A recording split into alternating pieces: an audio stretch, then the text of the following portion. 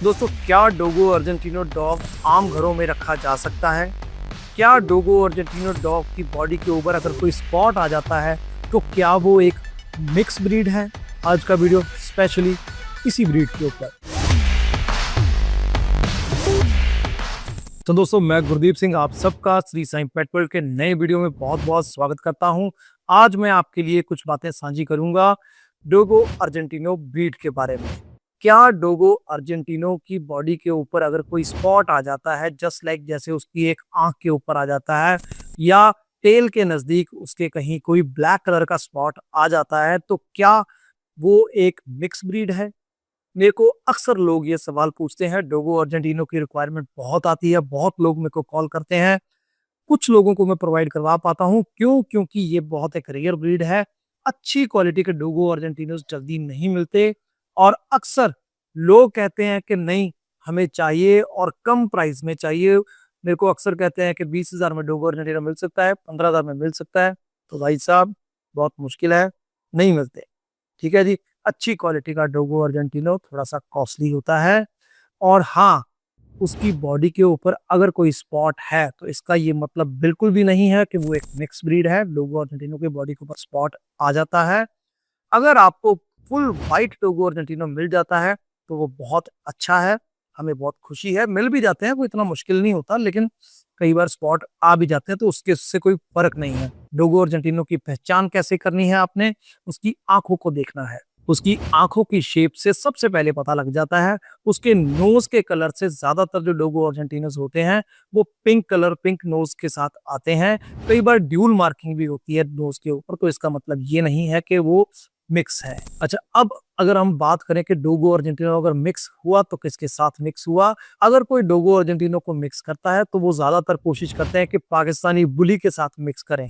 लेकिन दोस्तों, जैसे ही उसको पाकिस्तानी बुली के साथ लोग मिक्स करते हैं, उसकी शेप ही अलग हो जाती है। मैं फिर से कह रहा हूं कि आपने उसके फेस को देखना है, उसके मजल को देखना है और सबसे जरूरी चीज उसकी आईज को देखना है। डोगो अर्जेंटिनो कभी भी ज्यादा मोटा, ज्यादा हैवी नहीं होता। ये एक बारीक ब्रीड है, ज्यादा हैवी नहीं होती है ना। आप कहो कि अमेरिकन बुली की तरह बहुत बड़ा हेड होगा, तो वैसा बिल्कुल भी नहीं होता। इसकी हाइट ज्यादा होती है, तो आपने इस चीज के ऊपर ध्यान देना है। कोशिश करो कि नेट के ऊपर जो पिक्चर्स हैं, जो वीडियोस हैं, उनको ध्यान से देखो, करीब से देखो। जैसे मैंने अब ये आपको 2-3 टिप्स बताए हैं, इनको फॉलो कीजिए कि क्या उसकी चीज है। क्या पपी जो होता है उसकी जो बारीकी जो है, उसकी आंखों की जो शेप है वो कैसे देखनी है, उसके नोज को कैसे देखना है, उसके मजल की जो शेप है वो कैसे आपने चेक करनी है।